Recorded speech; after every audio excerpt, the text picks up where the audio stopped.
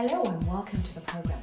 Our guest today was born in what seemed to be a very hopeless situation. Doctors failed to detect his heartbeat when he was born and he was therefore pronounced medically dead. However, his mother and father refused to accept that situation with the help of the church and continued to pray, believing that God could raise him from the dead. Well, 1 hour 45 minutes after he was born, his heart started beating, and 12 days later, he cried for the first time. Today, we'll hear the life story of Ezekiel Guti Jr., son of well-renowned Archbishop Dr. Guti, who has continued to carry on leading a normal life when it made sense to give up. I'd like to welcome to the program Ezekiel Guti Jr., well known as EJ, and his lovely wife, Caroline. Thank you. EJ, welcome to the program. How are you? I'm very well, thank you. And you are very on the All right, I heard that. He said thank you for inviting me on your program. Okay. Okay, now you are a miracle child. From the time you were born, that you were pronounced dead, and to reach the level that you reached now, how do you feel about that? Or when you think about that? I very honored. You feel very honored. Yeah, because I with the people. Okay, I didn't hear that. You feel very honored because he socialized with the people. Yeah. Many people.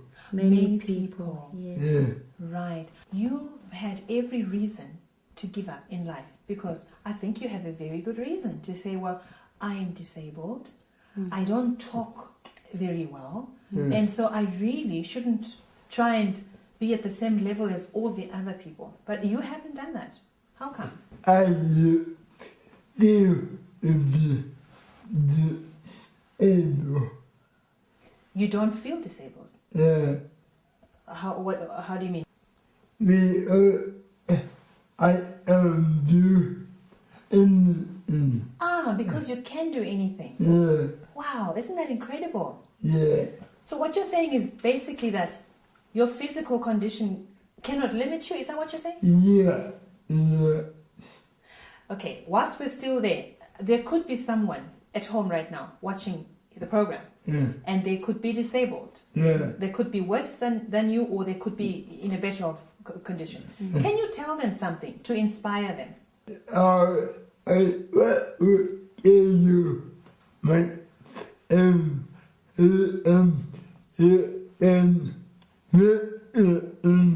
yeah. Okay, Caroline? I can tell you, my friend, that you can make it in life. Yeah. Yeah, because really I think if nothing has stopped you, I really think we're all able to succeed. Yeah. You are in ministry full time. Yeah. As an associate pastor. Yeah. Before we talk about that, for 2 years before you went into ministry full time, you went off to the UK. Yeah. Just tell us what you were doing there. I was doing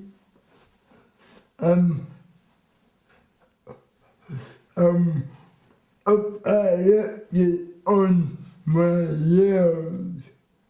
Okay. He went into operation for his head. Yeah. Leg. Yeah. Legs. Leg. Yeah. Okay, you went for an operation Yeah. on your leg. All right. And then came back. Yeah. And why did you decide to go into ministry? I have the great effort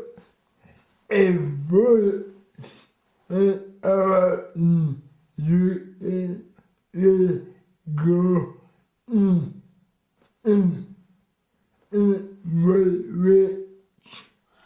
You heard a voice when you was in the UK. Yeah. And he said the voice said? God's calling voice saying, go to my work. Yeah. Right. Okay. And then you trained. Tell me about your training. I went Yeah. For 3 years Yeah. training. Okay, for 3 years training. Then I was Then you were ordained. Yeah. Right. I'll tell you what I found incredible, Caroline, when I watched some of your videos. Your wedding video, which we'll talk about it later. But videos of EJ preaching. And what really amazed me was how he's introduced, and then he will walk up and then he stands and then he preaches the whole sermon while standing. Yes. You know, the first time I watched it, I was thinking, well, where is the wheelchair? I thought the wheelchair would follow and he would sit down. How come he decides that he will stand and not sit down? Normally we make him to exercise every day.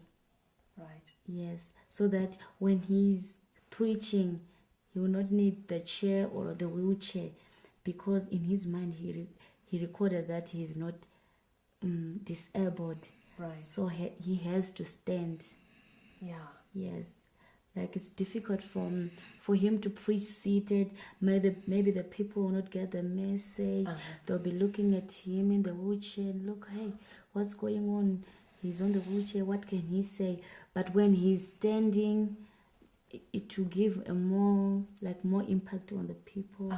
Yes, but like it's more powerful when he's standing. That's right. So make him to exercise. Right. Yes. Okay, is that right, EJ? I mean, that's really what I thought. I thought you would be sitting, because I thought that would make life easier for you.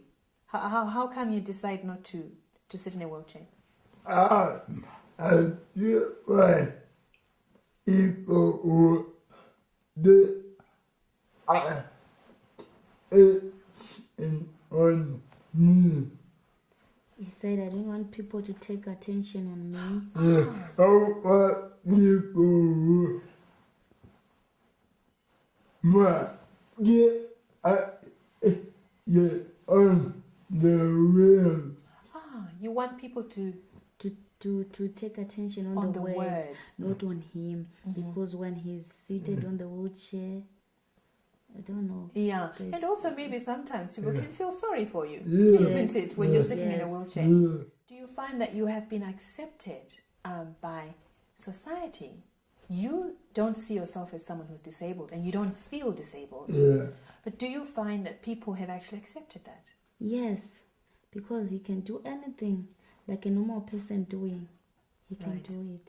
Yes. Okay, and people don't sort of talk or think, oh my goodness, feel sorry, and then want to help, to, suggest certain things. You don't get that at all? No, because he refused to be felt sorry for. Yes, even the way he dress, the way he look, you can't feel sorry for him. Yeah. Yes. That's very true, because I Yes. thought you were very smart in Bulawayo. I thought, whoa, that's a whooping suit that you were wearing. Yeah. Do you find that yourself, EJ, that people have accepted you? Yeah. Okay. Yeah. How can you tell? Be very happy. You feel very happy. Yeah. That's fantastic. I love people. Like he said, he can socialize with other people, and he's got many friends. Many people love him. If you look when he goes to church, when he's invited to the church, the whole church will be cheered up when they saw him.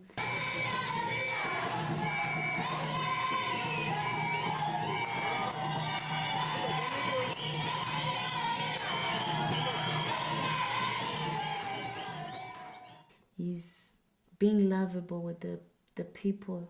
They love him so much. Yes. Even if we go anywhere, he will be the center of attraction, not because he's disabled, but because they loved him so much. Yes. There are some people who get angry with God.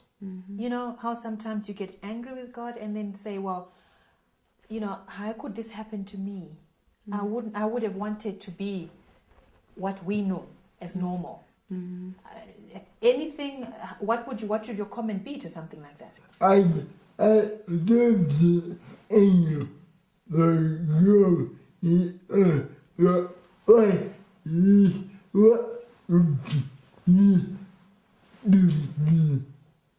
I didn't hear He said I don't get angry with God because He's the one who made me what I am.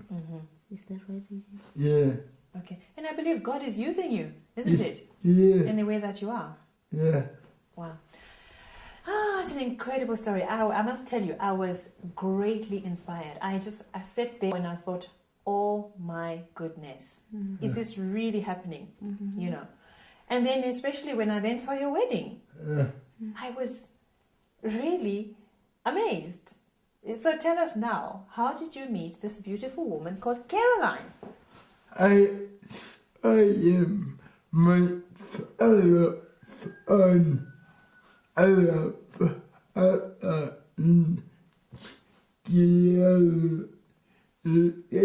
you from my wife and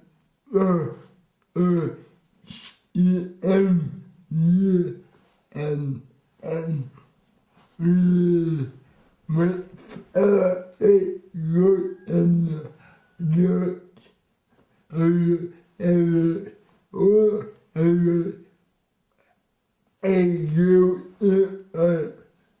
good with him. Okay, let me stop him there. Then you can tell us, Caroline, what he said. Okay. He was saying, when I wanted to get married, my father phoned the other pastors, saying, "Can you please look a wife for my son?" Okay. Then the pastor phoned. The daddy phoned the pastor in Shirezi to look for the girl.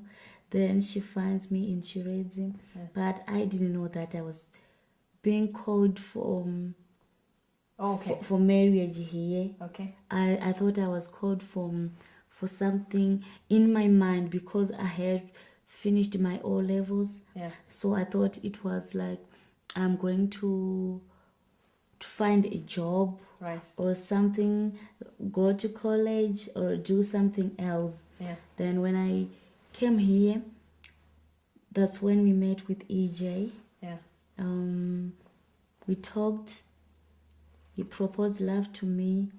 I don't know what happened, but I see myself accepting it. Yeah. For the first time when he talked to me, I heard everything, what he was saying. The very first time. The very first time. How did you communicate with him for the first time? Because some words I can hear, Yes. some words I can't. How did you do that? How were you able? I don't know. I just see myself answering all the questions he was asking me. I heard everything he was talking. And the daddy was surprised because even the father didn't hear most of the things what he said. But I heard everything. Right. Yes. And when I just look at him, I don't know, the feeling that comes on me, that feeling of love. Yeah. So that's when I accepted Okay. to be married to him. All right. And then you got engaged and then afterwards started working on your wedding. Yes. I want to ask something because it's very rare to find someone who will love someone like EJ and not, regard their physical condition. Yes. A lot of the times when people are considering marriage, they look at the physical. What does she look like or what does he look like? Okay. So it's interesting. The question is, how were you able to disregard EJ's condition, so to speak, and just love him for who he is? Oh, that I can't explain because I don't know what happened to me. I just feel love. I just love him the way he was. I didn't see what we thought of disabled. I just saw him as a normal person, and that's what I am right all our life. Even if I stay with him, I don't see him like disabled. I just saw him like any other normal persons. Your wedding, it was a very lavish wedding, attended by, I was told, more than 10,000 people. Just how did it feel on the day? Oh, for me, I was nervous at first. When I was entering the church, I see the whole huge of crowds. Oh, but I felt great. Right. Yes, great. You felt great. Yeah, I feel honored, supported by those people, great multitudes. How about you, EJ? How did you feel?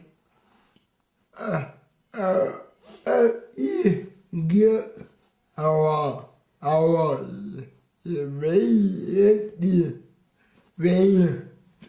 our enjoy Okay, you. I was very happy and I was I had having a joy. joy inside me. That's what I you could said. tell. I even saw you dance.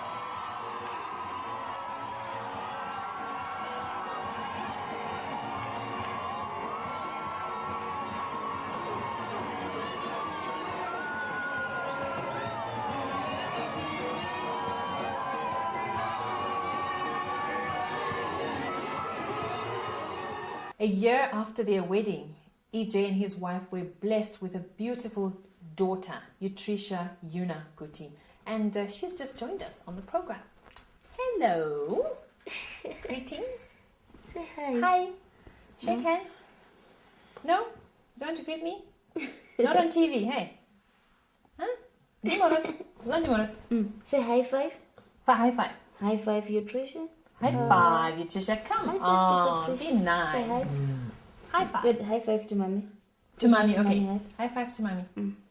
High five to Patricia there. High five to Patricia. Good. Oh, High five. nice. There you go. Well, I'll tell you one thing, that a child like that would not be expected to Yes. come from someone like EJ. Yes. Tell me about the child. Okay. Oh, what can I say? After our wedding, people couldn't believe that I had pregnancy because they couldn't believe that a person like EJ can make baby Yeah. or some sort. Yeah. So when they saw me pregnant, they just thought, "Oh, what's going on?" So when the baby was born, they saw she was normal. Yeah. I can remember a certain woman asking, "Is she normal?"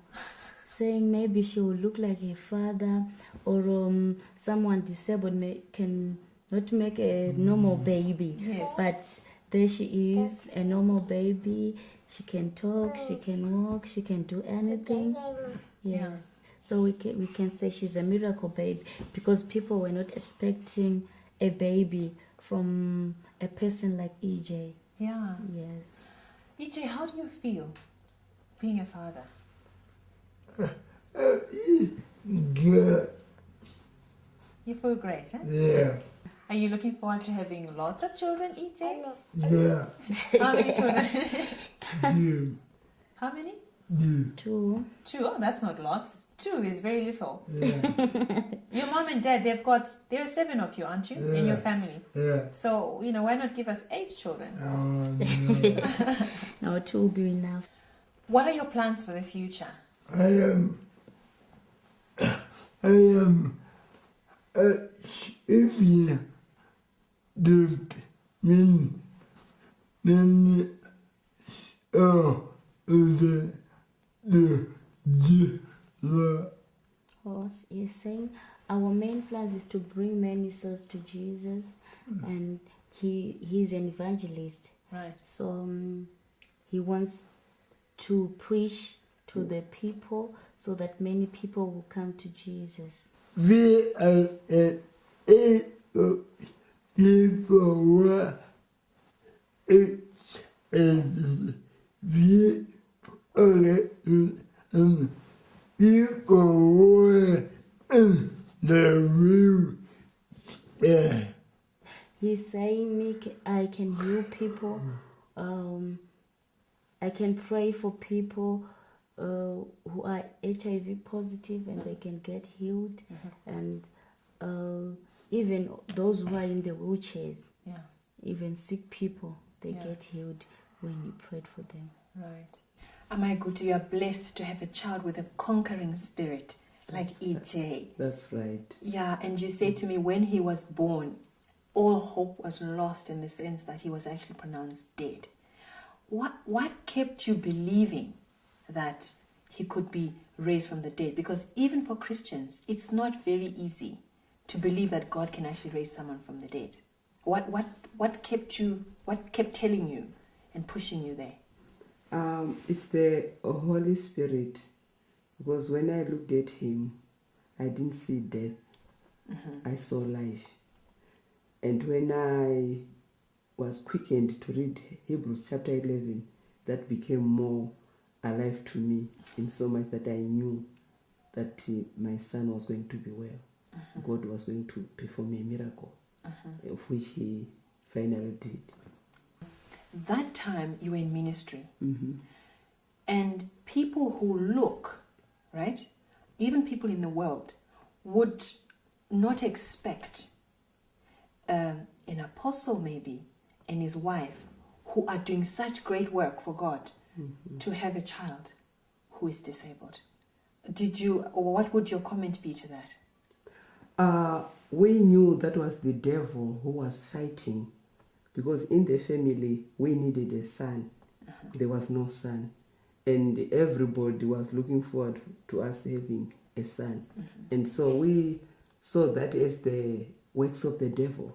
We didn't put it to God, because God never does such a thing. It's only the devil who comes to steal and to kill and to destroy. How did you deal with the perceptions from society? Because those are there. Yes, they are. And they are loud and clear. How did you deal with the perception? How were you able to rise above that and still be a my Guti who's quite happy to have a son who's seen as disabled? What I did was to forgive the people, because sometimes they look at the child and then the spirit of rejection would be portrayed by them. And then because I knew that it was not their fault, I forgave them, because as far as I was concerned, my child was normal. And I was happy that I had a baby son who was alive. And I knew God was going to do something in his life. And so I forgave them. And I didn't bother about that. Yes, I didn't. Well, if EJ could overcome his disability in the way that he has, then who are you to give up? Until we see you again on the next program. It's bye for now.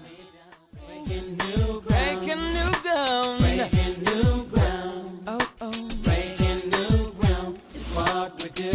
I'm not breaking new ground. Breaking new ground. Where we doing?